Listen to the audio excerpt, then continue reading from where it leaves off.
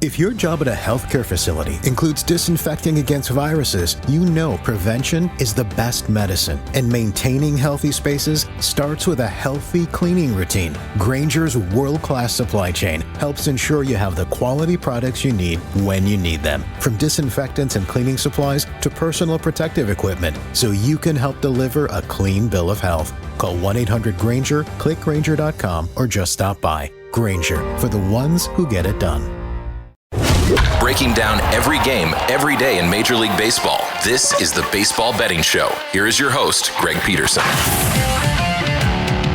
Hey, warmer for the low. Welcome to lovely Las Vegas for the Baseball Betting Show with myself, Greg Peterson, now part of the VSiN Family Podcast.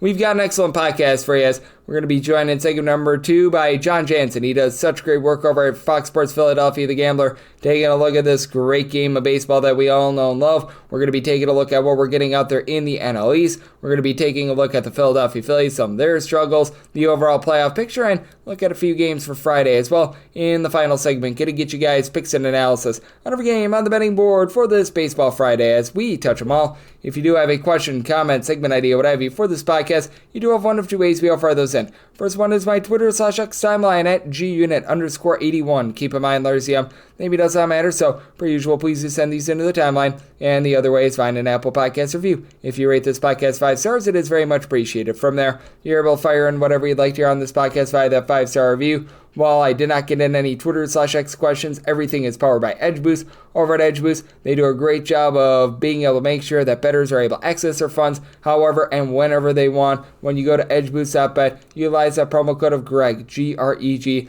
That'll get you a dollar-for-dollar match on your first deposit up to $25. Now let's take a look back at everything that we saw in baseball on Thursday. Try to find some trends and try to get to know these teams a little bit better. Games from yesterday is Greg buzzing about. Here is the rowdy recap. The Detroit Tigers absolutely take it to the Sacramento A's 8-0 the final as they get the job done in very, very grand fashion. And for the Sacramento A's, they have been one of your better over teams in all of baseball. They just weren't able to do their part in terms of getting this game over the total, but now 43 overs, 34 unders, and 6 pushes, so a 55.8% hit rate to the over thus far this season. As for the A's, Jeffrey Springs give up 3 runs over the course of his 5 innings, including a home run. Going deep for the Detroit Tigers, it was Mr. Spencer Torkelson for his 17th home run season, and then Gleyber Torres, 8th home run season off of JT Ginn and Juice, who he gave up 2 runs over the course of 2 innings. TJ McFarland from there, 3 runs allowed in his inning work. And for Detroit, you had Mr. Dietrich Enns come in, and he gave the team 5 scoreless innings. Looked very good in this start. From there, Brendan Hennefy, Tyler Holton, Chase Lee, Will Vest. They're all able to polish off a scoreless inning. Lots of scoreless innings performed by the Chicago Cubs, 3-0. They get the job done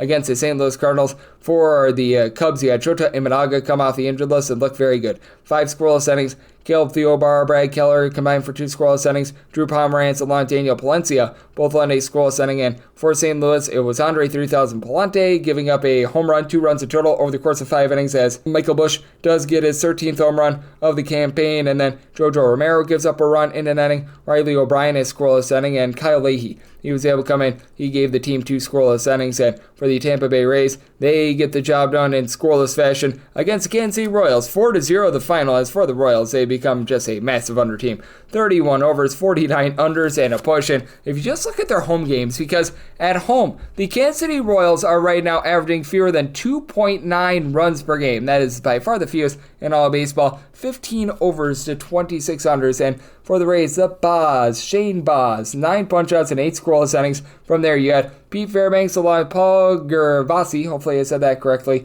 both give you a scoreless inning. Pair of home runs for the Rays as well, as they both come off from Michael Lorenzen. Brandon Lau gets allowed 16th home run of the campaign, and Junior Caminero his 20th. Michael Lorenzen, 4 runs allowed in 5 2/3 innings. Anel Zerpa, and out of the bullpen scoreless, Carlos Estevez, Sammy Long, and John Schreiber all lend a scoreless inning. You had a lot of scoring out there in San Francisco, and for the Giants, they get swept at home by the Miami Marlins. 12-5 the finalists. For Jansen Junk, well, he did pitch like Junk. He gave up 5 runs in 3 2/3 innings, including a home run to Rafael Devers, 17th home run season. Hayden Birdsong was even worse, 7 runs allowed over the course of 4 innings, including a barrel of bombs, as Augustin Ramirez, Kyle Stowers both get their 12th home run this season. And for the Miami Marlins, bullpen was actually solid. Valentin Belozo, not a bozo, 2 scoreless innings. Lake Bakar, Cade Gibson combined for 3 scoreless innings, and you had a not out of the bullpen scoreless from Josh Simpson. Meanwhile, For the San Francisco Giants, the bullpen, which has been so reliable all season long, had Sean Hegelet give up 4 runs in an inning of work. Spencer Bivens, Ryan Walker, both on to scoreless inning, and Joey Lucchesi, he was able to polish off 2 scoreless innings. For the LA Dodgers, not a lot doing out there in Colorado, but enough to be able to cover the 1.5 run line, 3-1. They take down Colorado as for Clayton Kershaw, good start. A solo home run allowed over the course of 6 innings. Brenton Doyle, 6th home run of the campaign. Austin Gomber does not get Gombered up, 1 run allowed in 5 innings. From there, Tyler Kinley gives up a run in an inning. Victor Vodnik, Seth Halverson, both on to scoreless inning. A run given up in a third of an inning by Anel Shavili and Juan Mejia. He was able to give you a pair of outs out of the bullpen scoreless. And for the Dodgers, Kirby Yates, Michael Kopech, Tanner Scott. They're all able to end a scoreless inning, and you were able to get a lot of scoreless innings from the Houston Astros. 2-1. They take down the Philadelphia Phillies as Christopher Sanchez had himself a nice start. 11 punch-outs, allows 1 run in 6 innings. From there, Max Laser is scoreless inning. Orion Kerkering gives up a run in an inning, and that was the difference because for the Philadelphia Phillies, they're unable to get to Hunter Brown. 9 punch-outs and 7 scoreless innings. Brian King from there does give up a run in 2/3 of an inning, but Brian DeRayu, 4 outs out the bullpen scoreless, they get the job done. The Cleveland Guardians, they also got blanked on Thursday. Not a lot of scoring out there in Major League Baseball, 6-0. The Blue Jays are able to get the job done as Kevin Gausman, 8 scoreless innings, allowed just 2 hits. Chad Green from there, a scoreless inning, and for Cleveland, Tanner Bybee give up 2 earned runs, 3 runs in total over the course of 6 innings. There were 3 errors out there in the field by Kyle Manzardo, and then 1 by Stephen Kwan as well. Zach Kent allows 2 runs in 2 1/3 innings. Kobe Allardy gives up a run in his 2/3 of an inning as well. So the Blue Jays find a way to go on the road, get the job done. Now I'm doing this before the show cashing out on VSiN, the Sports Betting Network, so unsure of how the Braves versus Mets game went, but I can tell you right now, the Seattle Mariners got completely lambasted by the Minnesota Twins. This was after 8 innings, 10-0 for the Minnesota Twins, so might have had a window dressing run or 2 in this one, but still, Emerson Hancock, not a bad start here for the Seattle Mariners. Gives up 2 runs over the course of 5 innings. He did allow a home run. Going deep off of him, Trevor Larnach, his 12th home run in the campaign, and then Zach Pop got popped. How about Brooks Lee for his 8th home run in the campaign? Matt Wallner is 7th, as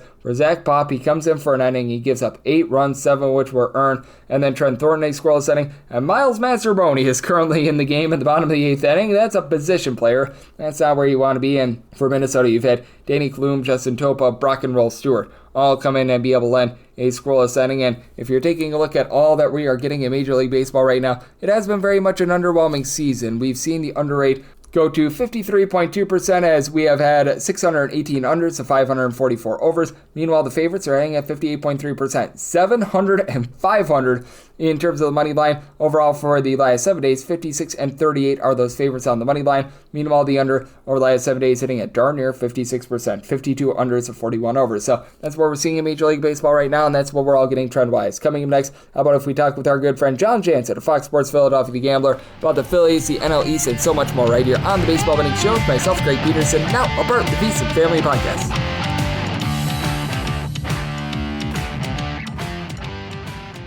If your job at a healthcare facility includes disinfecting against viruses, you know prevention is the best medicine, and maintaining healthy spaces starts with a healthy cleaning routine. Grainger's world-class supply chain helps ensure you have the quality products you need when you need them, from disinfectants and cleaning supplies to personal protective equipment, so you can help deliver a clean bill of health. Call 1-800-GRAINGER, click Grainger.com, or just stop by. Grainger, for the ones who get it done.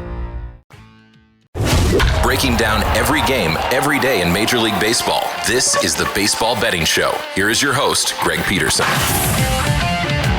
And we're back here in lovely Las Vegas for the Baseball Betting Show with myself, Greg Peterson, now part of the VSiN Family Podcast. Always great to be joined by this man as we've got Jon Jansen aboard. He does a tremendous job over at Fox Sports Philadelphia, the Gambler, taking a look at this great game of baseball that we all know and love, and really a little bit of everything over there, as I know he also does some video game reviews, he does some movie reviews, he certainly has been critical of the Phillies the last few days, so we've got a lot of good, clean family fun going on here. You're able to follow him on Twitter/X, add the letter J, last name Jansen, the number 34 altogether, and Jon, great to get you aboard. Thank you. Yeah, thanks for having me on, Greg. And you and I could have scored more runs against Houston than the Phillies did. Yeah, that was a little bit of a less than tremendous series for them, especially when Ranger Suarez on Tuesday at his gym, and they lose a game by the count of 1-0. And just how do you take a look at this Phillies lineup? Because it's something that I've pointed out all season. They've done a solid job in terms of moving the line and getting on base, but other than Kyle Schwarber, nobody's hitting for power right now. Yeah, I think that's the biggest thing for me. And, I think a lot of people are going to point to maybe the outfield for that. Johan Rojas just is not a major league player and unfortunately has to play because Brandon Marsh needs a platoon. He can't hit lefties. Max Kepler is more of a platoon guy, but he has to play a lot. You're having guys kind of out of position, or at least guys that are playing because of necessity and not good enough to do it. But then when you lack as much power as the Phillies have had, you're giving yourself a little bit like more of a narrow margin for error gap. They really need to hit with runners in scoring position now. They need to be able to execute on bunts or suicide squeezes and moving runners and all these small things that I think they've gotten better at. So I'll give them credit for that because I think in previous years they wouldn't even be able to survive if this is the amount of power that they're getting. But they have been able to this season. They've been able to make it work at times. But the problem is you're eventually going to need power, and I think this lineup really feeds off of power.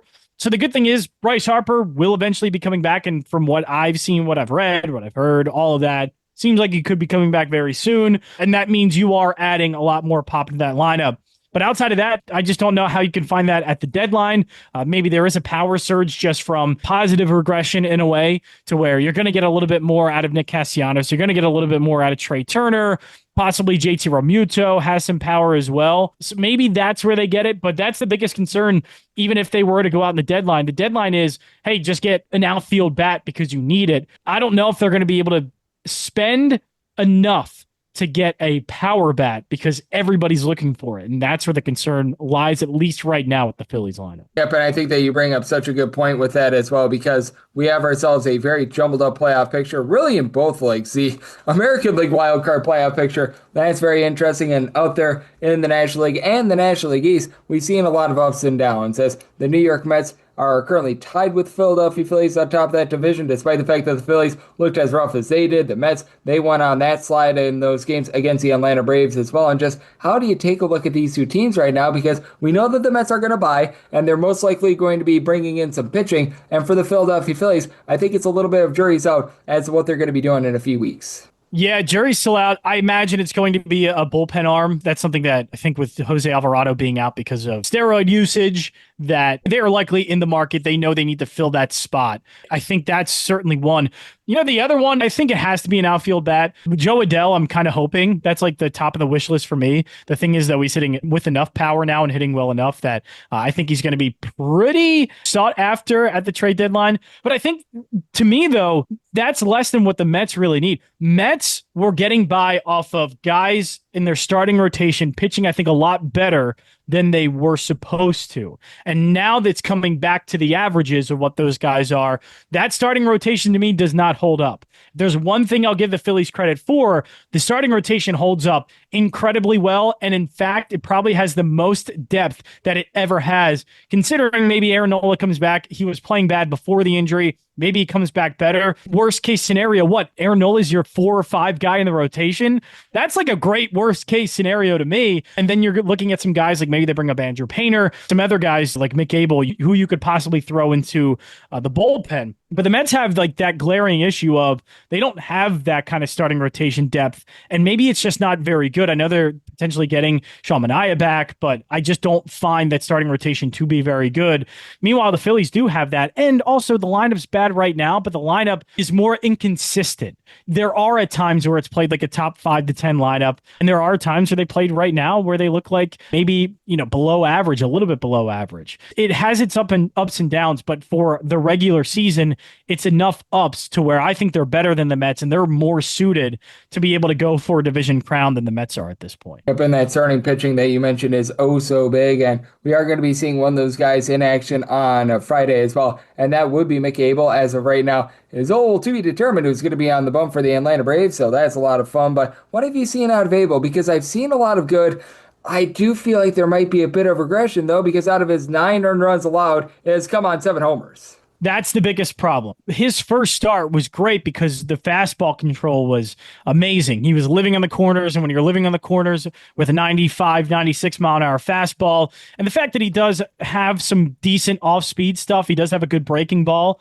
But the thing is now, the fastball is living like right in the middle of the plate, at least in my eyes. But even if it's not living in the middle of the plate, whatever he's doing, he's getting hit hard. So the hard hit percentage is the one thing that's really concerning me at this point. I was at actually the first game where he started to get hit pretty hard against the Cubs, and that was concerning to me because even in the outs, they were loud, big outs. I think Abel's running into this problem where he's been figured out a little bit. Did seem like we saw from Pitching Ninja and a few other things that kind of indicated, like Brandon Nimmo was kind of, it seemed like he indicated when they were in the dugout talking about it, that there seems to be Mick Abel tipping pitches at times. I don't know if that's really the case or if it's something that he needs to figure out, whatever. But it could be something where he is getting figured out and teams are starting to get a read on his fastball and just what he's throwing. Either way, though, he has been getting hit hard. I think that's the thing that's starting to catch up to him, because once you start giving up a bunch of hard contact, eventually hard contact turns into, as you just mentioned,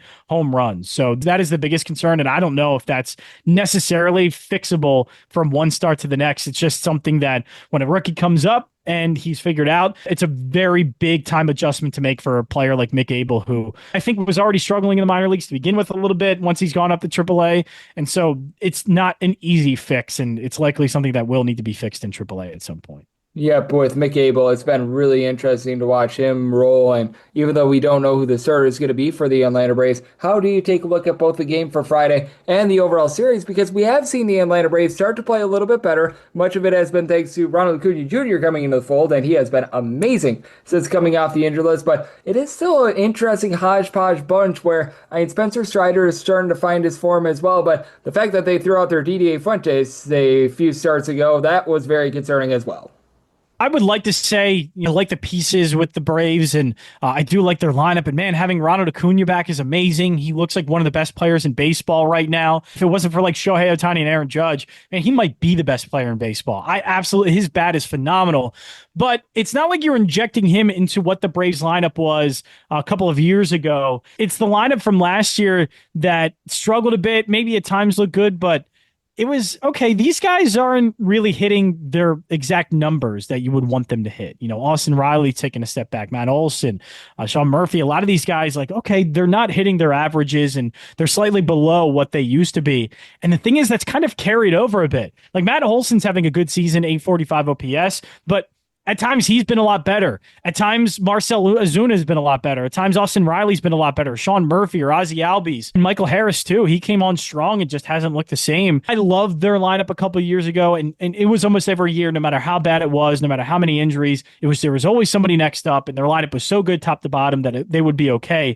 And it doesn't seem to be. They seem to be a little bit more, I hate to say a little bit more, they seem to be a lot more vulnerable. And these guys aren't necessarily hitting a lot of the averages that they were previously. So the Braves are good, and maybe in this series, they're catching the Phillies at a good time when their lineup isn't playing particularly well. They're getting Mick Abel in the first start, and I think they could probably hit Mick Abel pretty well. But yeah, overall, it's just I don't think they're ever going to get to the Braves team that we kind of thought they were and have been for the past few years. Yeah, I mean, man, when you're still 9 games out of the division entering into Thursday night, that's not a great place to be. I do think that, they could be able to make a little bit of surge here in the back half of the season, but still, entering into Thursday, 5 games below 500, and they're only 3 games better than the Miami Marlins right now. So that's been interesting to watch. And what else is an interesting watch is Jon Jansen, who does great work over at Fox Sports Philadelphia, the Gambler, is joining me right here on the Baseball Betting Show. It's just this entire National League playoff picture, and I want to get your thoughts on it because it does feel like it's going to be a jumbled up mess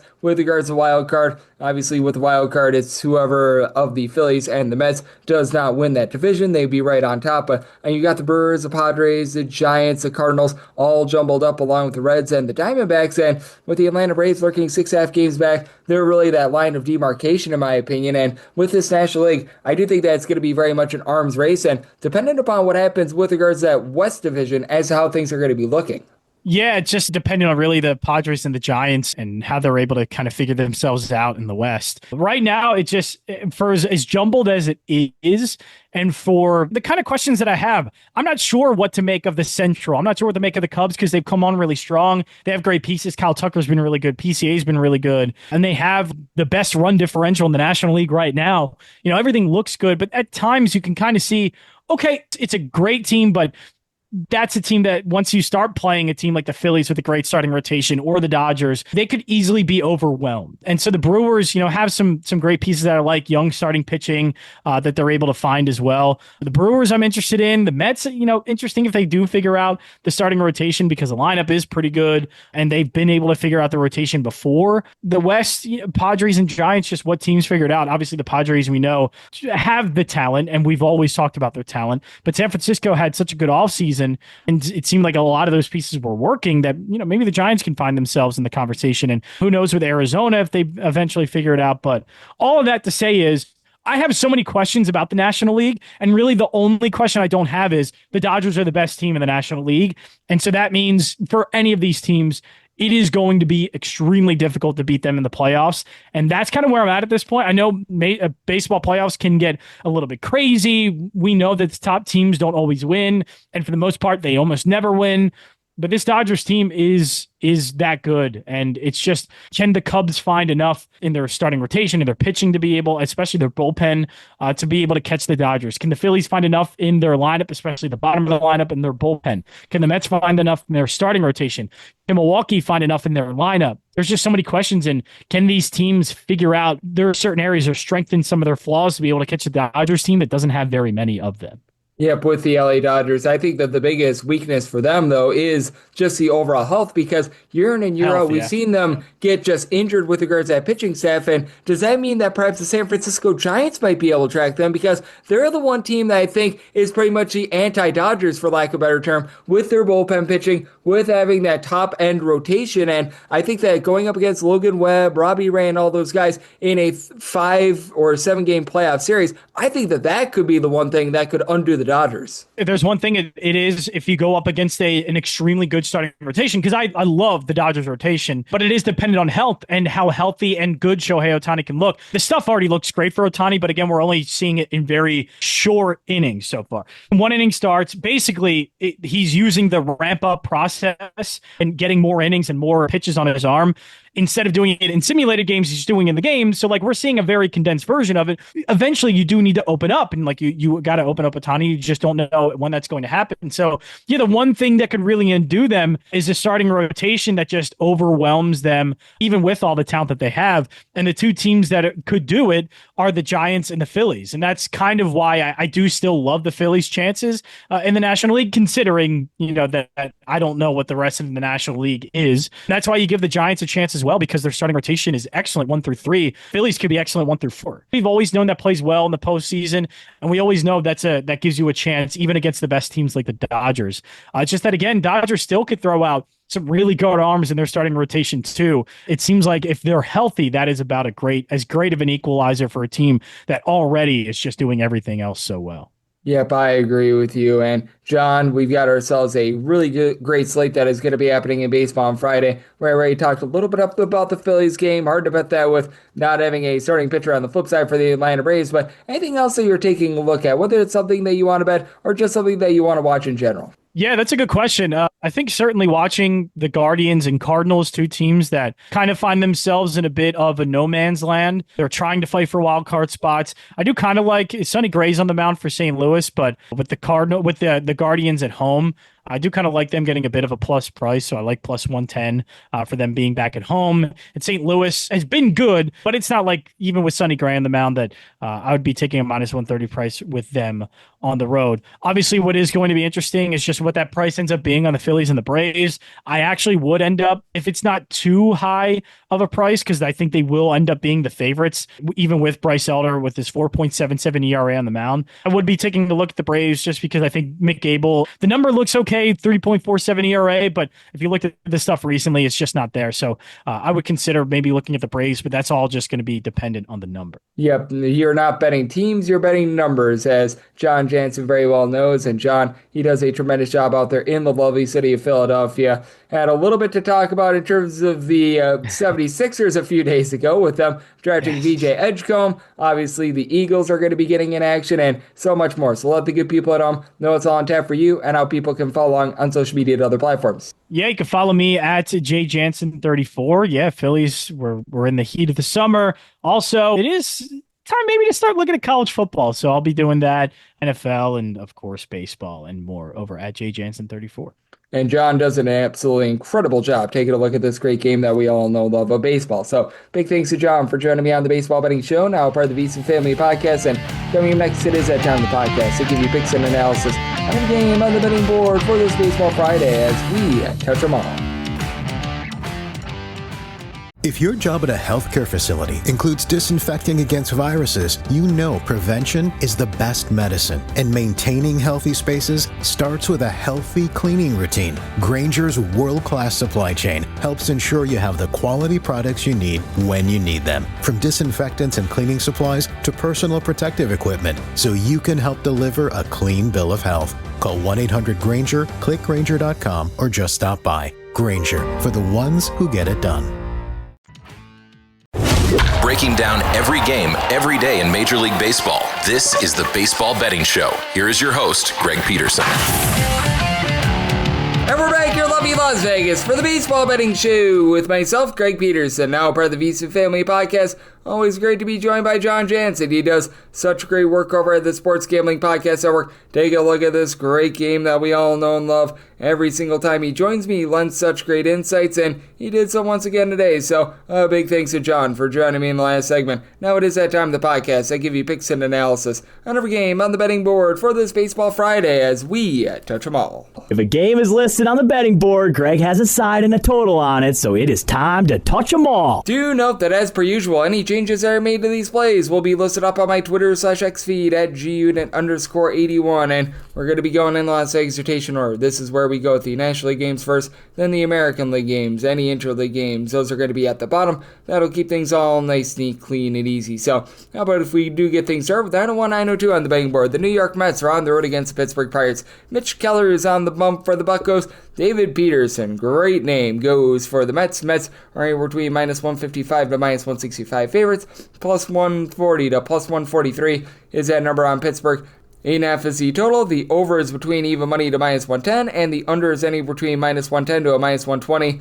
I would need at least a +148 to be able to take a shot on the Pittsburgh Pirates. Right now, we're seeing with regards to that initial opener, it's the New York Mets being right around about even money. I would need closer to about a +108 or greater to be able to take a shot here, so we shall wait and see what happens on that front. Or if you get like a -108 or better, in terms of Pirates, that'd be great too, but I doubt that we would be getting there, so probably going to be looking at the Mets in some form or capacity. Even though Mitch Keller, throughout his career, he has been a better pitcher when he has been at home rather than away from home. Then again, with regards to his career on the road for Mitch Keller, posting up north of 5 ERA, gives up in that neighborhood about 1.2, 1.3 home runs per 9 innings, closer to about 0.8 home runs per 9 innings at home. His ERA drops by a full point. And then for David Peterson, he has been pretty rock solid this year. A 2.98 ERA, not a strikeout artist with about 7.7 strikeouts per 9 innings, but 3 walks per 9 innings, 0.6 home runs allowed per 9. So he's been as steady as they come. There is coming off of a little bit of a rough start on the road against Philadelphia Phillies, but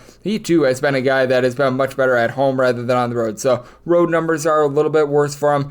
That said, he's also going up against a Pittsburgh Pirates lineup that is dead last in the big leagues in terms of runs per game. You've got 3 guys on the roster that are right now supplying you with north of 4 home runs this season. Brian Reynolds, Oneil Cruz, and Andrew McCutchen. And for McCutchen, he's been able to give you right around about a 350 or so on base, but you just have a lot of guys in general for this team that are not moving the line, as Oneil Cruz is even one of those guys. He's been hitting just at 205 this far this season, as these are all guys hitting at 215 or lower. Cruz, Alexander Canario, Henry Davis, you're able to throw in there Jared Trollo. Like, these guys have not been great, to say the least. Isaiah Canara-Falefa is now hitting about a 275, so you need to get a little bit more out of him as well. You've been able to get a little bit of something out of Spencer Horwitz, but this is a rough lineup, though it is a relatively solid bullpen. For this Pittsburgh Pirates bullpen since May 1st, they have been a top 12 team in terms of ERA. David Bednar has really been able to pick it up. Caleb Ferguson, throw in there as well a little bit of a long guy, and Isaac Batson, or I'll give you between about a 2 to a 3 ERA, and then you've had Dennis Santana be able to give you a sub-2 ERA, and on the flip side, you've got a Mets team that has been a top 8 team with regards to bullpen ERA all season long, as Oscar Brzobin has been a really good long guy along with Jose Buto. Both of these guys give you a sub-325 ERA. You've gotten really good production out of Edwin Diaz, who's starting to look like the Edwin Diaz of old with a 2 ERA. So I do like what you've been able to get out of these guys. Even someone like an Jose Castillo has been able to give you sub 250 ERA. And for the Mets, this is a top 8 team with regards to runs per game, as you've got a quartet of guys: Brandon Nimmo, Francisco Lindor, Pete Alonso, Juan Soto, all with at least 15 home runs, all having at least a 250. With Soto and Alonso north of a 380 on base for both of these guys. You could use a little bit more towards the bottom of the lineup, but you've been noticing Starling Marte starting to pick it up a little bit more. Luan Acuna is able to give you a double-figure amount of stolen bases. Mark Vientos, Tyrone Taylor, these guys have been a disaster thus far this season, and for Vientos, currently spending some time injured, so he might be able to go here in the next few days. That would be a little bit better for the team, but still has not necessarily put up the world's greatest of numbers. I do think that for the Mets, they go on the road, get the job done in what I think is going to be a lower scoring game. So going to be looking at the Mets in some form or capacity, whether that be minus 147 or better on the money line, or plus 108 or better on the run line, and I'm in on the under semi-total at an 8.2. 903, 904 on the betting board. The Slam Diego Padres hit the road. They're facing off against the Cincinnati Reds, and yes, we're on to Cincinnati. They're on to Nick Martinez, getting the start for them, and Dylan Cease goes for the Padres. Padres are anywhere between minus 127 and minus 132 favorites, and between plus 108 to plus 117. That number on the Reds, 9 is the total. Over is minus 115, and the under is minus 105, and for Dylan Cease, I did set him at a minus 133, so I'm going to be looking at the San Diego Padres on the money line. It's been a really rough year for Dylan Cease, but I do believe that there's going to be some positivity coming through from him. He still has really good zip on his fastball. He still has been able to keep the ball in the yard, only giving up about 1 home run per 9 innings. 4.43 ERA is a little bit unsightly, but 11.2 strikeouts to fewer than 3.5 walks per 9 innings. 301 fielding dependent, and has looked a little bit better of late. He has given up 0 or 1 runs in 2 out of his last 3 starts, with the lone exception being a road start against the LA Dodgers. And then on the flip side, the Reds lineup has been very inconsistent outside of Elly De La Cruz. De La Cruz has been amazing. He's been able to give you 16 plus home runs. He's giving you darn near a 350 on base, sealing all these bags. And you do have TJ Friedl, Gavin Lux, both giving you north of 350 on base. So in terms of finding a way on, these guys have not necessarily been too bad. That said, you take a look at what you're able to get out of a power perspective from this team. Outside of Matt McClain, who's up to 9 home runs, somebody else with north of 8. And for McClain, hitting at the Mendoza line of 200. You need a little bit more there. Likes of Santiago Espinal, Spencer Steer have not given you a ton of power. Both of these guys have a sub 300 on base, so that's an issue. You've got a guy, Nick Martinez, that is pitching to a lot of contact, and to his credit, he's not going to walk a lot of guys. Less than 2.2 walks per 9 innings. He's been able to do a nice job holding down the fort there, but that said, he's also giving up 1.4 home runs per 9 innings. 6.6 strikeouts per 9 is coming off of actually a relief appearance against the New York Yankees, and has come out of the bullpen a few times. So I do have to wonder if the length is going to be there, and this is a Reds bullpen that has been a little bit up and down. Graham Ashcraft, one of their longer relievers, I'm not going to say better, but one of their longer relievers, has been dealing with a little bit of injury. You've got Tony Santillan, Lyon Richardson, who have been able to give you a sub 325 ERA, some relatively good production as well out of Brent Suter. And then for the San Diego Padres, this has been a top 8 team with regards to bullpen ERA. Recognize that Robert Suarez has blown a few saves over the last few weeks, so that's been a tad bit of an issue, but you've got the likes of an Adrian Morejon, Jeremiah Estrada, Jason Adam have been solid. Estrada now up to a north of a 3.5 ERA. Other two guys, though, they've been able to give you a sub 325 ERA. And for the San Diego Padres, this has been a relatively pedestrian lineup this year that is right around about league average in terms of runs per game. You do have a nice trio that have all been able to give you a double-figure amount of homers. Manny Machado, Fernando Tatis Jr., and Gavin Sheets were all supplying at least 12 home runs. You've got all three of these guys hitting above a 260, and for Luis Rice, can expect a little bit more out of him. He's hitting about a 285, so would like to see that average go up just a skoge, but Jackson Merrill's been able to give you about a 350 on base. The issues have been the catcher spot, and then what you've been able to get out of the outfield with likes of Tyler Wade and Brandon Lockridge, but do think that in the end, Padres get a relatively solid start here out of Dylan Cease to get the job done. I'm willing to lay up to minus 132 on that money line, and I like the under. I might total it at 8.8. 905, 906 on the betting board. The Philadelphia Phillies are on the road. They're facing off against the Atlanta Braves. We do know that Mick Abel, he is going to be very able to give the start here for Philadelphia, and right now it's all to be determined who's going to be on the bump for the Atlanta Braves, so this is a game that is presently off the board. Now, I was looking on CBS Sports a little bit earlier, and they was projecting to be Bryce Elder to get the start here, and if it is Miss Elder going against Mick Abel, set Elder and the Braves at a minus 113, so I'll be willing to lay up to minus 112 there, plus 114 or higher. Going to be looking at the Phils, and then set a total of 9.2, 9 or less, looking at the over 9.5 or higher, the under.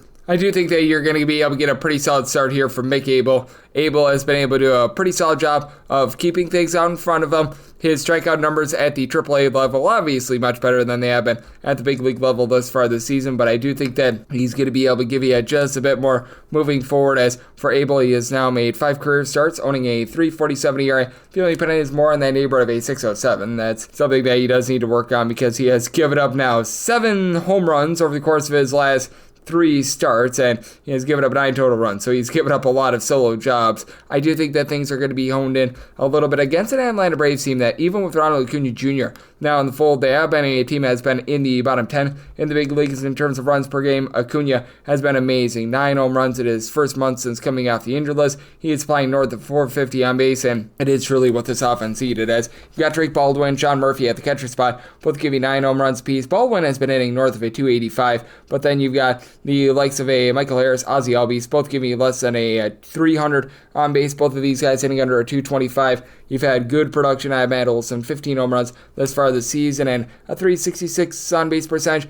It is the Braves bullpen that ever since May 1st, they have been a top 8 team in terms of bullpen ERA. Rossio Iglesias has been a complete disaster for this team thus far this season, but you've been able to get good innings out of the likes of an Aaron Bummer, Dylan Lee. These 2 guys have been able to give you a sub 325 ERA. You've been able to get a little bit of something as well out of Pierce Johnson. They've got Zach Thompson, who they are hoping to be able to get a bit of something from moving forward, as he's currently on the injured list. But in all, it is a bullpen that does seem to be running into form. But on the flip side, you do have a Philadelphia Phillies team that has the guy in Kyle Schwarber has been just really carrying this offense. 24 plus home runs. He's able to give you north of a 340 on base. Now you're going to need to get a little bit more power out of the rest of the lineup. Nobody else other than Schwarber has been able to give you a double figure amount of bombs, but you do have quite a few guys that have been able to do a nice job in terms of hitting for average. Jake Castellanos, Alec Boehm, along with Trey Turner, have all been able to at least a 280 for the team, and you've had Turner be able to supply 19 stolen bases. Bryson Stott, even though he's not hitting for a ton of average at a 240, along with JT Realmuto,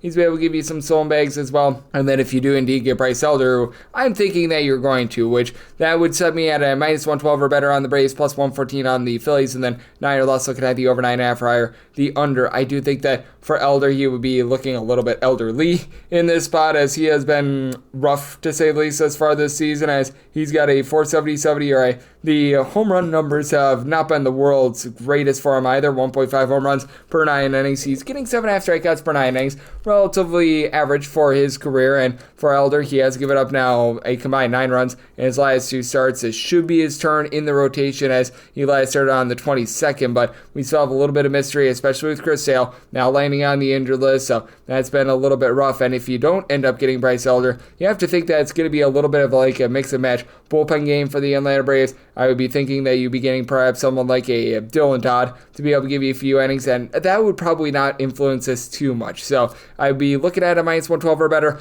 on the Braves with Elder. Pretty consistent if it's someone else. Mick Abel, I put at a plus 113, so plus 114 or better. Looking there in the 9 or less of the over 9.5 or higher. The under 907, 908 on the card. The Colorado Rockies on the road against the Milwaukee Brewers. We know that for the Brewers, it's going to be one Jose Quintana, and right now for the Colorado Rockies, it's all to be determined. This is a game that's presently off the board. Now, the CBS Sports website was projecting that it's going to be Kyle Freeland, and if you do indeed get Kyle Freeland, Brewers are going to be a very demonstrative favorite. I set them at a minus 257 on the money line. We want to go up to a minus 127 on that run line, then set a total to wear an 8 or less. I'm looking at the over 8.5 or higher. The under for Kyle Freeland. He has spent a little bit of time on the injured list. He should be good to be coming off sooner rather than later, as he went on there on the 11th. So this would be a start where he'd be able to return. 363 fielding independent out of Freeland. He hasn't given up the deep ball, only giving up 1 home run per 9 innings. He's getting about 7 strikeouts per 9 as well, so he's been able to do a relatively solid job, but just giving up a lot of contact in general, and that's really this entire Colorado Rockies team. Like, if you look at these Rockies starting pitchers, a lot of their fielding independents aren't necessarily the world's worst, but man, it's been a little bit less than savory in terms of what you've been able to get out of this lineup on the road. As on the road, they've been looking a little bit better with their series against the Miami Marlins, against the Washington Nationals as well, but still bottom 3 team in the big leagues in terms of runs per game. For Colorado, they had a pretty up and down series against the LA Dodgers that saw a lot of downs towards the back half of it. Hunter Goodman has been able to give you 10 home runs on the road, but even with that, you've got a team that has given you only about 3 runs per contest, and got so many guys like a Ryan McMahon, Michael Taglia, Orlando Arcia hitting a 225 or lower when they are on the road. And even with the improvement that we've been seeing for this Colorado Rockies team, they have the worst on-base percentage on the road of any team in all baseball at 266. Meanwhile, you've been able to get relatively good production just up and down the boulevard from this Milwaukee Brewers team, though they've got really interesting home and road splits as well. How about them averaging about 3.6 runs per game at home compared to 5.6 runs per game on the road? It makes absolutely no sense whatsoever. You've got plenty of guys that are finding a way on base for this Brewers team, as you've got a quartet of different guys that have been able to give you a double-figure amount of stolen bases. Bryce Terang, Sal Frelick, Jackson Chourio, along Christian Yelich. Yelich up to 15 home runs, and he's all of a sudden giving you north of 340 on base. After a rough start to the season, he's been amazing. Terang, along with William Contreras, Sal Frelick, all at approximately a 354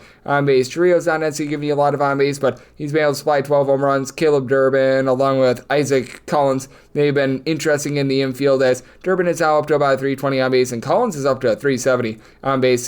His Brewers lineup has been looking much better, but again, has been very inconsistent when they've been at home. And for the Brewers, they have been a bottom half of the big league team in terms of their bullpen ERA, but you do have a pair of guys that have really been able to step up in this bullpen, and Ebner Uribe along Rob Sanofsky. These two guys have been able to give you sub 225 ERA. Trevor McGill has been solid. He's given you a sub 275 ERA himself, and then you've got a few other guys that have been able to hold down the fort. Nick Mears has been relatively solid, and for the Colorado Rockies, this has been a solid bullpen. Jake Bird, Victor Vodnik, Juan Mejia have been able to give you 4.25 ERA or better, so they've shown a little bit of improvement there. I have to think that for Freeland, he probably gets a start here, but doesn't necessarily lend the normal amount of length that you'd expect. Meanwhile, for Jose Quintana, he is a guy that is very much pitching to contact, and I think is going to be doing for a little bit of regression. 298 ERA, feeling a pennant though. That's a 462, 6 strikeouts, 4 walks per 9 innings. I just don't think that what he's been able to do this far this season has been sustainable, and he's given up 2 runs or fewer in terms of earned runs in 4 of his last 5 starts. I do think that may be going a little bit northward, so 8 or less looking at the over, 8.5 or higher, the under, and with the Brewers willing to lay up to a minus 127 on that run line, plus 258 or higher. Looking at the Rockies money line, 9-9, 9-10 on the betting board. The Miami Marlins are on the road against the Arizona Diamondbacks. Merrill Kelly is on the bump for the Snakes, and Eury Perez is on the bump for Miami. And Miami does find themselves as an underdog of anywhere between plus 158 to a plus 162, minus 175 to minus 190 is that number on Arizona. 9 is the total. The under is minus 120, and the over is even. And if you're looking to lay run half right now with the Arizona Diamondbacks, I was willing to lay a little bit of a number there. You're actually finding this currently at a little bit of plus money, as right now for the Arizona Diamondbacks, you're able to find that run line at about like a plus 105 or so, and I'd be willing to go with anything of a minus 112 or better, so I'm going to be rolling with that, especially with Merrill Kelly being a much better pitcher throughout his career at home rather than on the road. For his career, Merrill Kelly about 1.25 points better with his ERA when he is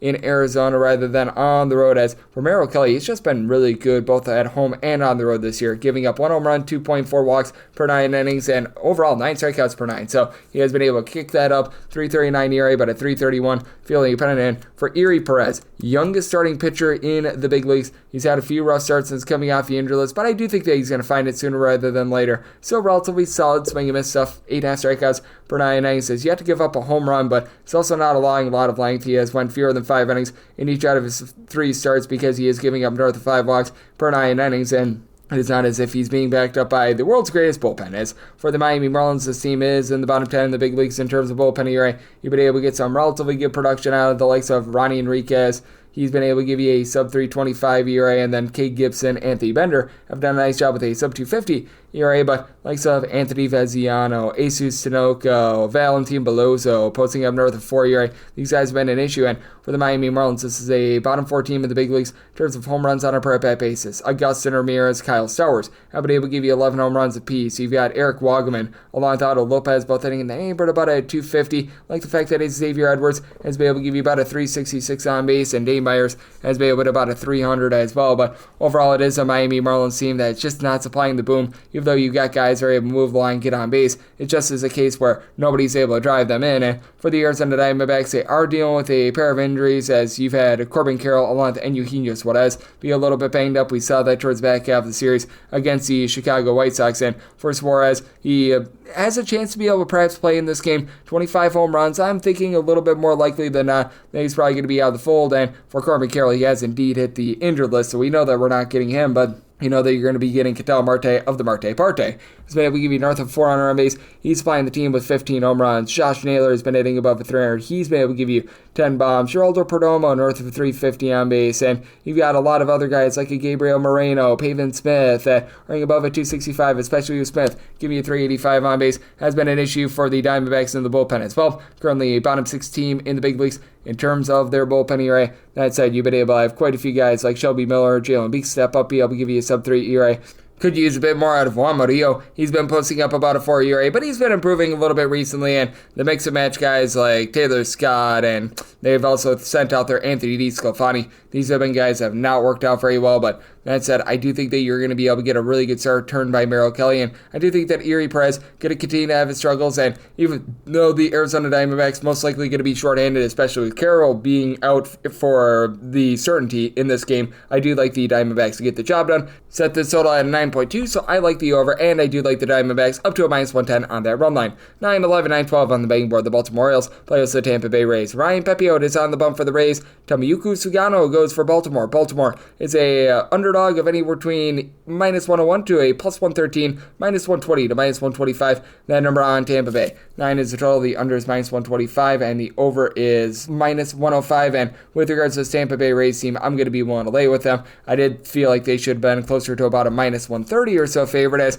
Ryan Pepiot has been a little bit up and down. His strikeout numbers aren't necessarily where they have been in the past, but they're ramping back up. He's been able to give you north of 8.5 strikeouts per 9 innings. Does give up a little bit too much with the depot. 1.3 home runs per 9 innings, but still, rock solid 304 ERA, 406 fielding independent, having given up 3 earned runs or fewer in each out of his last 5 starts, and 7 total runs given up in each out of his last 5. So he's really starting to come into form there. Flip side, you've got a guy in Tomoyuki Sugano who's been able to give you a 3.55 ERA, but he's getting fewer than 5.6 strikeouts per 9 innings. To his credit, he's been giving you fewer than 2 walks per 9 innings, but a 481 fielding independent, and he is backed up by a bullpen that does rank in the bottom 7 in the big leagues in terms of ERA. It's been up, down, all around what you've been seeing in these guys like Gregory Sotos or Anthony Dominguez, who both are now below a sub-4 ERA, so I mean, a little bit of credit where it is due there, but I just don't have any faith in whatsoever really in both of those guys. It's been a case where you've been able to get some pretty solid innings out of Felix Bautista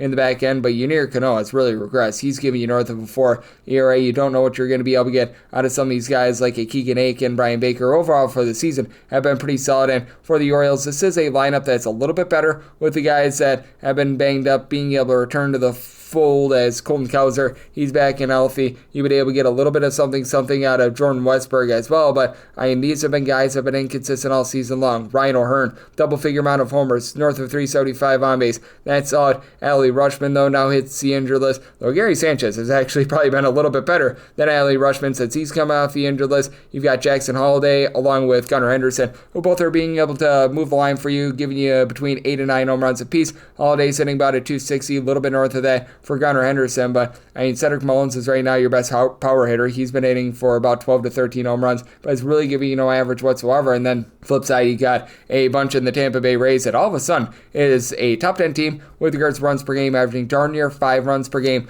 away from home. Yandy Diaz has been tremendous, sitting north of a 340 over the last 3 days. He's up to a double-figure amount of homers. Brandon Lau, Junior Caminero, combined 36 home runs thus far this season, both now hitting at least a 260. Jonathan Aranda, north of 400 on base. Jake Magnum, a 350 on base. I know that Jose Cabrera doesn't hit for a lot of average, but he's up to 29 stolen bases as well. And with the Tampa Bay Rays, the likes of Manuel Rodriguez, Eric Orze, Pete Fairbanks, all being able to give you a sub-275 ERA, Garrett Clevenger, and that's led to them being a top 3 team in the big leagues in terms of bullpen ERA. They should be able to come out there, lock things down. I did set my total at an 8.7, so along with the Tampa Bay Rays up to a minus 130 on the money line, here are the 9. I do like the under. 9-13, 9-14 on the betting board. The Athletics are on the road facing off against the New York Yankees. Will Warren is on the bump for the Yanks, and you have Mitch Spence, who's on the bump for for the Athletics. The Athletics, sizable underdogs, anywhere between plus 178 to a plus 185. Minus $2 to minus 220 is that number on the Yankees. 8.5 is the total. The over is between minus 110 to a minus 115. The under is between minus 105 to a minus 110. And with the New York Yankees, I set their money line at a minus 209. I was willing to go up to a minus 109 with regards to this run line. Right now, we're seeing an initial opener at FanDuel that has the Yankees more around about a minus 115, but I do think that you should be able to get more around about a minus 105 to even a minus 108 when it's all said and done for Will Warren. It has been a bit brutal for him as he's got an ERA that is north of a 4.6, 4.66 to be exact. The fielding independent is well south of a point and a half better than that. He's hovering right around about 284 fielding independent. Does give up 3.7 walks per 9 innings, but fewer than 0.75 home runs per 9 innings. He's been getting north of 11.5 strikeouts per 9 innings, so he's actually done a relatively solid job there, but you do have a New York Yankees team that's been in a little bit of a funk offensively. I do think that the perfect antidote could be this Athletics team, who they are currently dead last in the big leagues in terms of their bullpen ERA, with north of a 5.9 bullpen ERA. Really, other than Hogan Harris, among guys that have seen at least 8 appearances out of the bullpen, nobody else has been able to give you a sub-4 ERA. JT Ginn is now a long guy that they're using. Oswaldo Beto, both of these guys north of 5 ERAs as failed starters. You've had someone like a Tyler Ferguson who's been relatively rough in the bullpen. Even Mason Miller is hovering right around about a 5 ERA. But the A's offense, even though it's not like a top-end offense, it's still been solid. Brent Rooker, Tyler Soderstrom, 14-plus home runs out of both of these guys. And Jacob Wilson continues to just hit 345 average and not drawing a lot of walks. But he's doing a good job of being able to get on base. Austin wins at the catcher spot, sitting about a 280. You've been able to get good production as well out of Luis Urias, who's been able to give you about a 330 on base, and Nick Kurtz a double-figure amount of homers. So you've got a lot of promise there. You've got quite a bit of promise on the flip side with the Yankees too. Even though they have been rough over the last few weeks, they were able to bust out in that final game in their series against the Cincinnati Reds. They're still averaging north of 5.1 runs per game at home, and they still have a guy by the name of Aaron Judge, 28 home runs, north of 460 on base. You still have Ben Rice, Trent Grisham, give you 14-plus home runs apiece, and in the case of Grisham at 350 on base, Cody Bellinger has been a little bit inconsistent, but still 10 bombs, 325 on base. You've had Paul Goldschmidt give you about a 350 on base, so that has been waning a little bit as the season has went along, but getting back Jazz Chisholm, since he's come off the injured list, he's been able to do a pretty rock-solid job for this team. He's giving you 11 home runs and less than 180 at-bats, and for Chisholm, I do think that he's going to continue to be able to give you a little bit more in terms of average over the time that he spent coming off the injured list. He's been able to give you darn near 400 on base, and this has been a Yankees bullpen that has been able to find it. Luke Weaver spent some time on the injured list. Now he's back. He's been able to give you a sub-2 ERA, and then Yuri De Los Santos, Tim Hill, these are guys that are giving you a sub-325 ERA. Fernando Cruz has been solid too, and for the A's, just having that really, really brutal bullpen is costly because Mitch Spence has honestly been okay for this team. He's been giving you about a 375 ERA, 375 fielding independent. He gives up about 1 home run per 9 innings. He's not some sort of strikeout artist. He gives up about 2.9 to 3 walks per 9 innings, 7.7 punch-outs per 9, but I just think that he's going to be backed up by a bullpen that completely blows this game, so it is a circumstance where I did set myself 9.3. I like the over-end for the Yankees. Minus 109 or better, looking at that run line. 9:15, 9:16 on the betting board. The Minnesota Twins are on the road against the Detroit Tigers. We know that Sawyer Gibson Long is going to be on the bump for the Tigers. Right now, it's a little to be determined who's going to be on the bump for the Minnesota Twins. That is a big reason why this game is off the board. And for the Twins, well, they have not necessarily been able to get the world's greatest pitching over the last few weeks. So, and that is a big giant question mark for them. When I was looking on CBS Sports, it was lining up to be David Festa. And if it is Festa against Sawyer Gibson Long, I set the Tigers at a minus 130. We'll be willing to go to a minus 137 on their money line, plus 139 or higher looking at the Twins, and then set a total of an 8.8. 8.5 or less looking at the over, 9 or higher the under. Now, if you do get Sawyer Gibson Long for the Tigers, you have to figure that there might be an opener involved there. He has come out of the bullpen a few times for this team, and I mean, it is a Tigers bullpen that is more roundabout league average in terms of their ERA, but I still like the top guys for this team. You've had likes of a Brent Herter, Will Vest, Tommy Kahnle, all be able to give you a sub-3 ERA, and then for Sawyer Gibson Long, he's been good in terms of his command. He has given up in 17 and 2/3 innings, just 2 walks, but also only about 6.5 strikeouts per 9 innings. So he's been a little bit muted with that regard. 1 start, 3 bulk appearances. So I do think that you're probably going to be seeing that opener here. And if you do get Festa for the Minnesota Twins, and even if you don't get Festa, it's probably not going to be any sort of an upgrade/downgrade. He has been rough. 6.39 ERA. I think positivity is going to be coming for David Fessa. He is getting 9.5 strikeouts per 9 innings. Now what's been costly has been the command. 1.7 home runs and 4.4 walks allowed per 9 innings, a 527 fielding pennant. And if you do get like some sort of bullpen game instead of Mr. Fessa for Minnesota, it's not like the bullpen has been great since May 1st. They've been in the bottom 6 in the big leagues in terms of ERA. The top guys have been solid, as you've been able to have Yohan Duran, Danny Kalum, Louis Farland all give you a sub 325 ERA, but Griffin Jax has been awful. Cole Sands is really starting to regress as well, and some of these other long guys have been just not working out, like Jorge Alcala. They had to DFA him a few weeks ago. And for the Minnesota Twins, this is a lineup that doesn't necessarily have a ton of pop, but Byron Buxton, he is certainly leading the way for this team. 17 home runs. He's done a good job of being able to supply you with north of a 340 on base. Ty France is finding a way to move the line. Is he, Carlos Correa, Trevor Larnach, going between about a 256 to a 266, and Larnach has been able to give you 11 home runs this season. You've got Willie Castro give you about a 360 on base, and Ryan Jeffers has been able to give you darn near a 350 on base. But I do think that for the Tigers, being a top 7 team in terms of runs per game, even in a little bit more of a pitcher-friendly environment out there in Comerica, they're going to be able to bust through, give you some good production, as Riley Green, Spencer Torkelson, and Kerry Carpenter all give you at least 14 home runs this season. Torkelson hitting just a 224, but a 328 on base. You've got Green, who's able to give you a 350 on base. And these are not sold shots, because you've got a lot of guys on this roster that are moving the line, finding a way on base. Javi Baez has been able to give you about a 330 on base. Zach McKinstry at 355 on base. Gleyber Torres hitting at 280. So you've got a lot of production. And Wencio Perez is coming off the injury list. 6 home runs and 83 at-bats and hitting at 300. So do think that for the Tigers, they should be a nice size favorite in this one, assuming it's Gibson Long / a opener against David Fessa, minus 137 or better. Looking at the Tigers, plus 139 or higher, the Twins, and then 8.5 or less, like the over 9 or higher, the under. 917, 918 on the card. The Toronto Blue Jays are on the road facing off against the Boston Red Sox. Brian Baez on the bump for Boston. You've got Jose Barrios on the bump for Toronto. Total on this game is 8.5. The over is minus 120, and the under is even. And for Boston, they are any between minus 108 to a minus 115, and between minus 105 / even money to a minus 102. Then over on Toronto with the Red Sox, I did set them at a minus 126. I'm going to be one to dive in on the money line. Jose Barrios throughout his career has always had very demonstrative home and road splits, and for Brian Bayo, he's looked just a little bit better recently. 3.31 ERA, which I don't think is sustainable. 4.42 fielding pennant. He is giving up the 4 walks per 9 innings, but he's done a rock solid job here recently. He's given up a combined 8 earned runs over the course of his last 5 starts. Does a good job with that sinker ball of being able to get double plays, so that has been playing very well to a ballpark in Fenway that oftentimes can be one that's very, very difficult to tame. And then on the flip side, for Jose Barrios, he has been up, down, all around throughout his career, and his swing and miss stuff has not necessarily been too supreme this year. 7.7 strikeouts per 9 innings. The 3.4 walks per 9 innings are really the concern, though. That's mostly he's had since his rookie year of 2016. 3.51 ERA, which is not too bad, but a 4.27 fielding dependent. He is coming off of giving up 6 runs, 2 starts ago on the road against the Philadelphia Phillies. And again, if you want to take a look specifically at those career home and road splits for Mr. Jose Barrios, he at home has been able to be a lifetime pitcher of about a 3.53 ERA.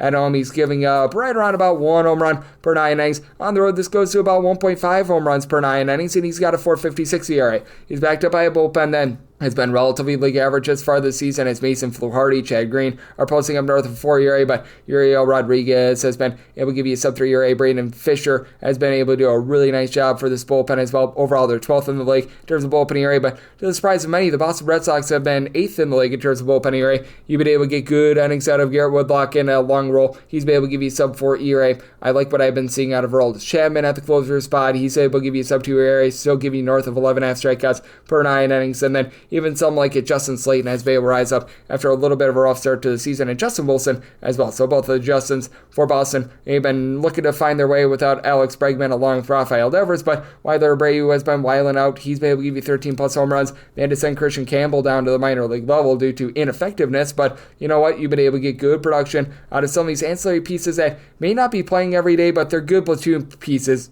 They don't necessarily have a ton of power, as you've been seeing that out of the likes of Abraham Toro, Rami Gonzalez, Rob Refsnyder, but all 3 of these guys hitting at least a 280. And then for Refsnyder, he's been able to give you about a 375 on base. Carlos Narvaez has been able to give you about a 350 on base, and you've been able to have Cedon Rafaela be now hitting about a 250, so a little bit of credit there. Trevor Story is able to give you 11 home runs, but has been incredibly inconsistent at the plate. But when it's all said and done, I do think the Boston at home finds a way to get the job done. I do think that the ball is going to be in play quite a bit for Toronto. Not a a power hitting team. They are currently in the bottom 6 in the big leagues in terms of home runs on a per at-bat basis. To have a trio of guys, George Springer, Vlad Guerrero Jr., Bo Bichette, will have 11 home runs apiece, allowing at least a 260, and in the case of Guerrero, he's been able to give you about a 390 on base. Ernie Clement, Alejandro Kirk, don't call his name, have been able to at least a 300 for Anthony Santander. Lost season, currently on the injured list. That's been brutal, but Nathaniel Lukes is able to give you a 350 on base. You've been able to get something out of Miles Straw as well, so I do think that you're going to get a little bit of a higher scoring game here. I did set my total at a 9.3, so especially at an 8.5, like the over to go along with that Red Sox money line.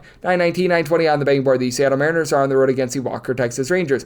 Nathan Eovaldi is on the bump for the Rangers, and Logan Gilbert goes for Seattle. Seattle is a very slight underdog between even money and minus 105, minus 110 to a minus 115. That number on Texas. 7.5 to 8 is the total. The juice on the 8 is the under of minus 120 and the over of even with 7.5. That over and under anywhere between minus 105 to a minus 115. And for Texas, I did set them at a minus 123. I'm going to be willing to trust in Nathan Eovaldi, even though I know that he's been banged up this season, is just coming off the injured list, so that's always a little bit questionable. And we have seen Nathan Eovaldi look really good towards the beginning part of seasons, hit the injured list, and then not be the same guy. For Eovaldi thus far this season, with his last start coming on May 27th, so a full month from today, you've got a $1.56 ERA, 9.5 strikeouts, and 1.3 walks per 9 innings, and still with just a 4-3 record, which, I mean, that's just crying shame right there, but I do think that he's going to be able to go out there, be effective against a Seattle Mariners team that's been very good with their production on the road in terms of run scoring. Top 8 team with that regard, with big dumper Cal Raleigh currently on pace for 65 plus home runs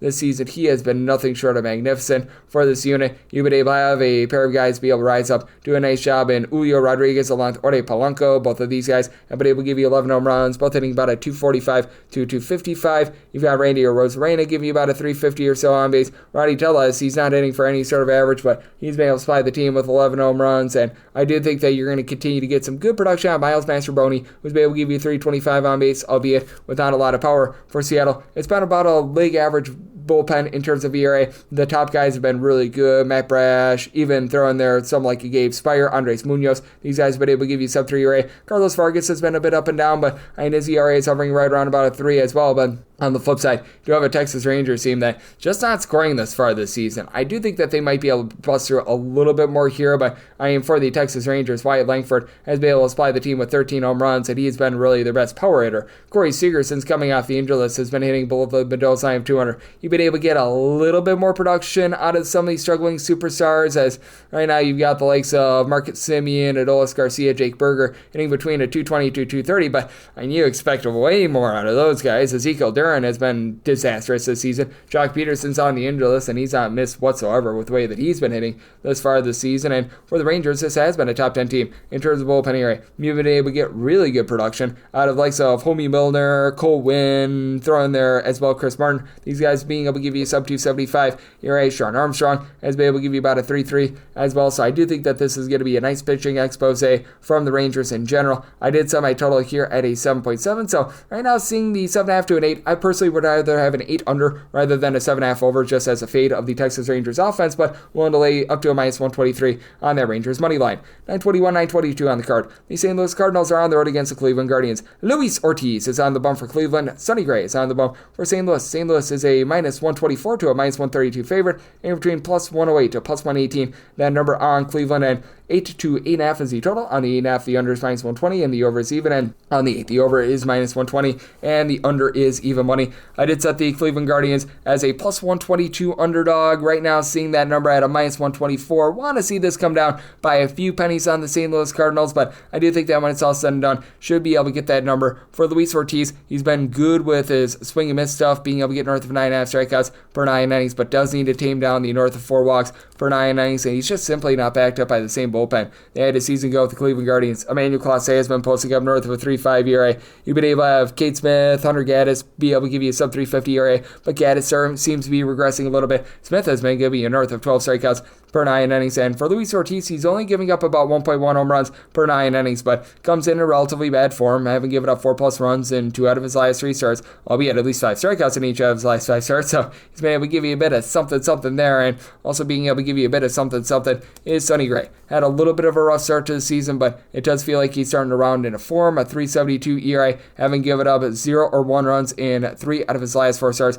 and that disastrous start against the Milwaukee Brewers. And for Sonny Gray, he does have some pretty heavy home 7 road splits. As for Sonny Gray, he has been at his best when he's been at St. Louis over the last few years. 2.76 home ERA, 5.88 ERA on the road this far this season, but facing off against the Cleveland Guardians lineup that does rank in the bottom 8 in the big leagues in terms of runs per game at home. I do think that he's going to be able to find it a little bit more. As for Cleveland, you just don't have a lot of guys that are able to move the line at the bottom of the fold. At the top, you've got Steven Kwan, Jose Ramirez. Both of these guys have been able to hit for north of 300. For Ramirez, he's been able to give you 13 plus home runs. Even Carlos Santana's able to give you about a 330 on base, but you've got the likes of a Lane Thomas, Nolan Jones, Bo Naylor, a whole bunch of guys hitting a 200 or lower. Like, it got so bad that they had to send down Brian Rocchio and Jackenzie Noel to the minor league level, and you've got a lineup on the flip side that's much better for the Cardinals. Even though you're not getting a lot of power out of this Cardinals lineup, they have been a bottom 8 team in the big leagues in terms of home runs on a per at-bat basis, and now you do have Ivan Herrera on the injured list. You've got Brendan Donovan, Alonte Alec Burleson, hitting north of 290. Nolan Arenado, Wilson Contreras have been the main guys in terms of being able to slug out the deep ball. Both of these guys 10 home runs apiece.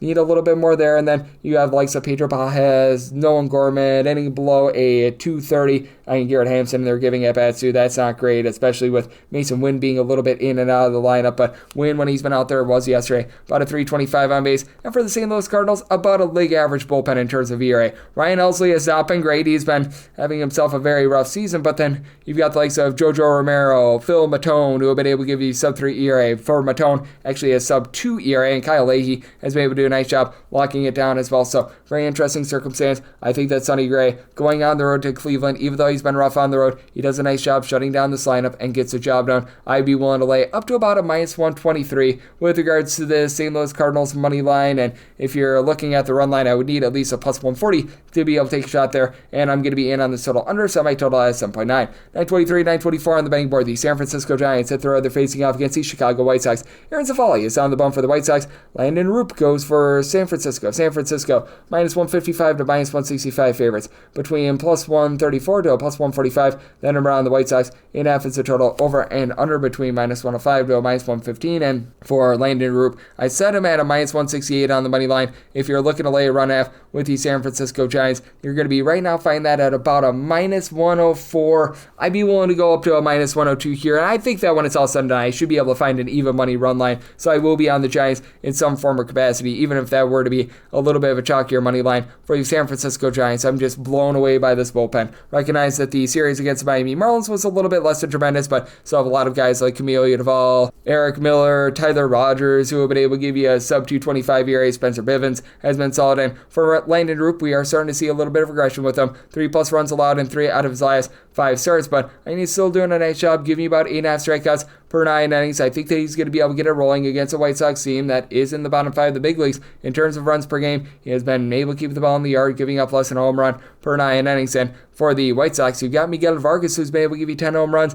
Few guys have been able to give you a bit of, shall we say, on base and a little bit of batting average. Lennon Sosa, Edgar Quiero, Chase Meredith have been able to hit above a 260, but you still have a lot of guys that they're just giving you a big giant nothing burger at the plate thus far this season, like Matt Theus, Joshua Palacios, Josh Rojas, Michael A. Taylor, Brooks Baldwin, Luis Robert. When he's been out there, Andrew Vaughn, who they sent down to the minor league level. All these guys are hitting a 220 or lower. That Carlson Slater in a small sample size as well, and none of these guys are in for power. Robert is up to 8 home runs this year, but man, you just expect a whole heck of a lot more out of him. For the White Sox, it's a bad but not awful bullpen. They're hovering right around about 22nd in the big leagues in terms of bullpen ERA. Dan Altavilla has actually been solid for them. He's been able to give you a sub 3 ERA along with Steven Wilson, but when you get into guys like Brandon Iser, Jordan Leisure, Wilkman Gonzalez, these have been guys that have been having a little bit of a rough go of it. You've been having the long guys be less than savory, like when they trotted out there Bryce Wilson, who's currently not with the team.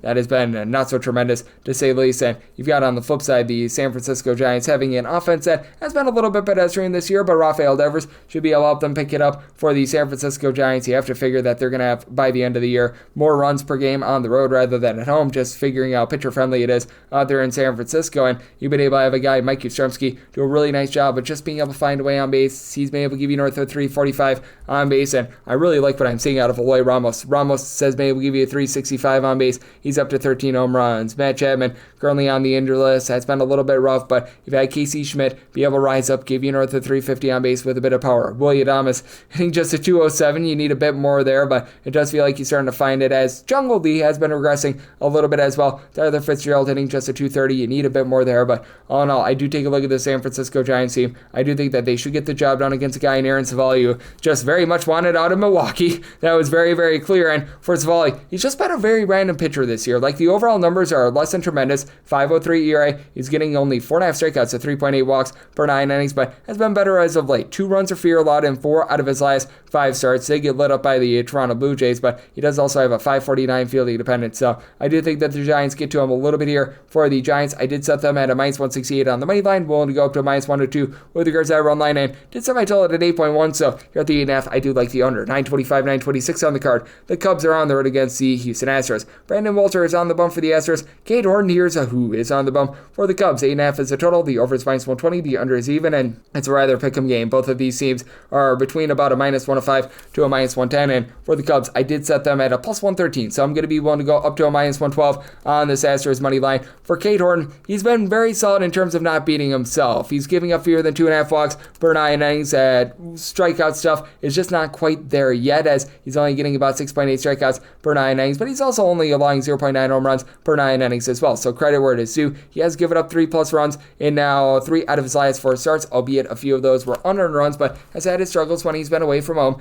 And for Brandon Walter, he's been a really nice find for this Houston Astros team, posting up about a 3.80 ERA. Last year was a little bit less than tremendous, but he's giving up less than a walk per 9 innings, 9.5 strikeouts per 9, 367 fielding dependent, and he is backed up by one of the best bullpens that you're going to find in all of baseball. The Bryants, Brian King, Brian Abreu, Josh Hader, the closer, Bennett Sosa. You've got a lot of guys. Caleb Ward being able to give you a sub 325 ERA. For the Astros, the issue has been the offense. They've been right around about league average in terms of runs per game, but Isaac Paredes out there in Houston with the Crawford boxes, he's been able to do a nice job slugging it out, 360 on base, 16 home runs, and then Jeremy Pena, Jose Altuve combined 23 home runs as far this season, with Pena hitting for about a 325. Victor Carantini's been able to about a 250, along with Mauricio Dubon. Need to get a little bit more on base out of some of these guys, like a Yunior Diaz at a 269, very nice. But on the flip side, for the Chicago Cubs, this has been a team that has been slugging it out of the yard all season long. They are number 2 in the National League in terms of runs per game, and just have a lot of guys that have been able to give you at least 11 home runs as far this season.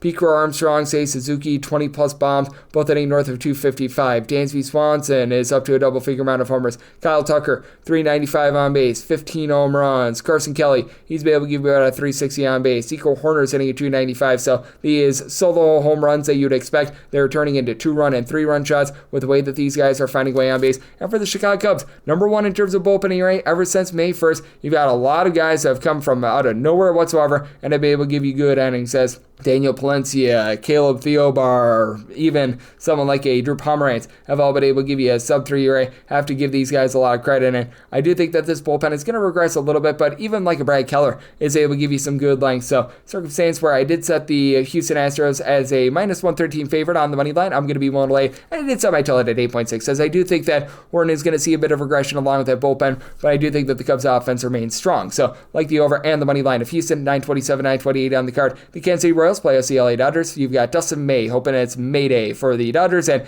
Noah Cameron's on the bump for the Royals. 9.5 is the total. Under is minus 120. The over is even. And with the Dodgers, between minus 134 to minus 145 is that number on them. Between plus 118 to plus 125 is the number on the Royals. I'd be willing to go up to a minus 106 with this Dodgers run line. Right now, not seeing a whole lot of openers out there. I'm seeing that initial FanDuel opener with the Dodgers being plus money, and I would be willing to take a shot there for Dustin May.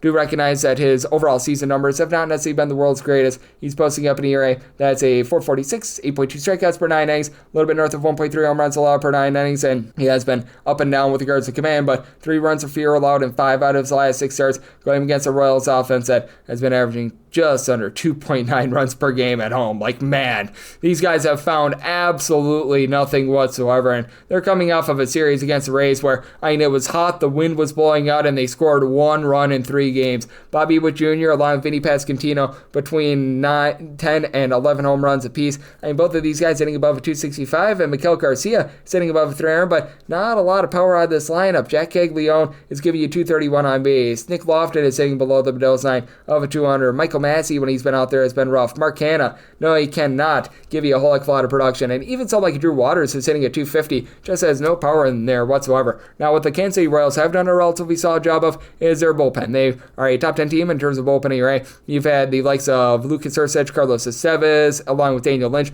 I'll give you a sub-3 ERA. John Schreiber's been a little bit up and down, but this bullpen is holding down the fort end for the LA Dodgers. This has been about a league average team with regards to their bullpen ERA. Jack Dreyer has been a nice long guy with a sub-350 ERA. Ben Casparis has been transferred into a little bit more of a bulk guy, so you're probably not going to have him available until Shohei Ohtani is good to go to be able to give you actual length out of this starting rotation. But that said, you've been able to get some relatively good production as well out of Lou Trevino. So I'll give you a sub-375 ERA. Tanner Scott, Kirby Yates have been a little bit of a roll of the dice, but what is not a roll of the dice is this offense of the LA Dodgers. As you continue to have Shohei Ohtani give you 26 plus home runs, north of a 380 on base. Teoscar Hernandez, he's been able to give you 12 plus bombs. He's right now your RBI man with north of 50 RBI. Max Muncy has been really able to rise up as well, north of 375 on base overall for the season. And Andy Paz, 15 home runs, hitting darn near 300. This team up and down has been tremendous. Will Smith has given you north of 4 on base. I do think that for the Dodgers, they do get to a guy, Noah Cameron, that is pitching to a lot of contact right now. Now, for Noah Cameron, you don't give up 2 runs or fewer in all but one of his first 8 career starts on accident. He has been doing a nice job of being able to induce that soft contact as he's giving up less than a home run per 9 innings, 2.8 walks to 6.5 strikeouts per 9 innings. So the ball is in play quite a bit on him, but it does feel like you're getting just a lot of pitcher friendliness out there in Kansas City as well. So I did set my total at 8.6. This is a circumstance where at -105 or better, I'm going to be looking at the Dodgers on the run line, and I do like this total under. And we wrap things up with 9:29, 9:30 on the card. The Washington Nationals hit the road. They're facing off against the LA Angels. Jose Soriano is on the bump for the Halos. Jake Irvin is on the bump for Washington. Washington, an underdog of between plus 138 to a plus 144, -155 to -169. Very nice is that number on the Angels. Your total on this game going to be finding at an 8.5. Over is -115, under is -105. And right now, if you're looking to lay a run half with the Angels, I'm finding that right around about a plus 130 to a plus 135. I'd be willing to take a plus 133 or better with them for Jose Soriano, just a master in terms of keeping the ball in the yard, giving up only 0.3 home runs per 9 innings. He is a guy that's not going to blow you away. He's giving up a little bit north of 4 walks per 9 innings, but he's only getting about 7.5 to 8 strikeouts per 9 innings. What I think is very interesting about Jose Soriano has been the fact that he's had some very interesting home and road splits. As at home this season, 4.26 ERA, 2.78 ERA on the road, and on the road, 0 home runs allowed in 55 innings, but also going against a Nationals team that, strangely, they've been much better with their offense when they've been away from home rather than at home. James Wood has given you good wood, north of a 360 on base, 21 home runs. You've been able to get some relatively good power numbers out of Josh Bell, though he's hitting below the Bedell's knife 200. That's been a little bit of an issue, but CJ Abrams up to a double-figure amount of bombs. He's been able to give you north of a 2.75 average, and when it comes to this Washington Nationals team, in terms of that home and road split, about 3.8 runs per game at home, closer to about 4.6 runs per game when they have been away from home. And Jake Irvin very much is going to have the ball in play against him, and that's going to be big for a LA Angels team that they have been all or nothing.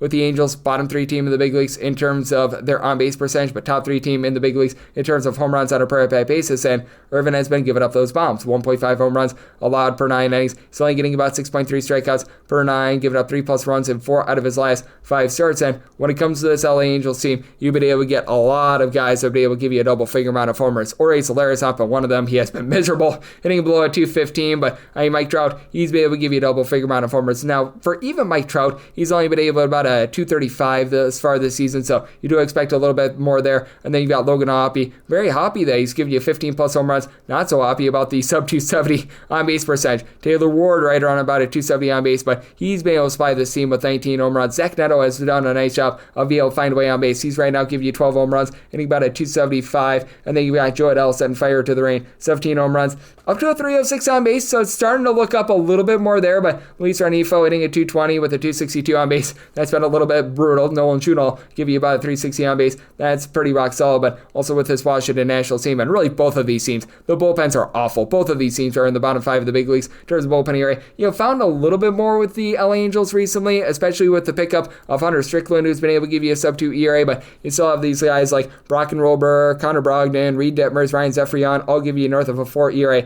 I will say for Reed Detmers, he's been quite a bit better recently, and then flip side, you got a bullpen that has just been all sorts of rough for the Washington Nationals, as Kyle Finnegan, the closer, has been able to do a pretty solid job, and you've been able to get some good innings out of Andrew Chafin as well, Brad Lord, since going back to the bullpen, has been a bit better as well. But these guys like Zach Brzezinski, Eduardo Salazar, Jackson Rutledge, these are all guys posting up well north of 5 ERA. Jose Ferrer has been rough as well. So I do think that the bullpens are going to give up some runs here. I did set my total at 8.7. So here at the 8.5, I like the over. And for the LA Angels at a plus 133 or better, looking at their run line. And that'll wrap things up for the Friday edition of the Baseball Betting Show, now part of the VSiN Family Podcast. Big thanks to Jon Jansen, who does such great work over at the Sports Gambling Podcast Network. He joined me in the last segment. If you do like hearing from this fine podcast, Baseball Betting Show, you're able to subscribe wherever you get your podcasts: Apple Podcasts, Google Play, Spotify, Stitcher, and TuneIn. If you have a question, comment, segment idea, what have you for this podcast, you have one of two ways we offer those in. First one is my Twitter/X timeline at gunit_81. Keep in mind, letters CM, name does not matter, so as per usual, please do send these into the timeline.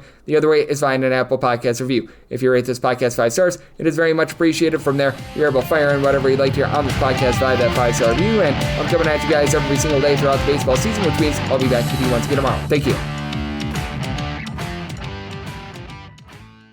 If your job at a healthcare facility includes disinfecting against viruses, you know prevention is the best medicine. And maintaining healthy spaces starts with a healthy cleaning routine. Grainger's world-class supply chain helps ensure you have the quality products you need when you need them. From disinfectants and cleaning supplies to personal protective equipment, so you can help deliver a clean bill of health. Call 1-800-GRAINGER, click Grainger.com, or just stop by. Grainger, for the ones who get it done.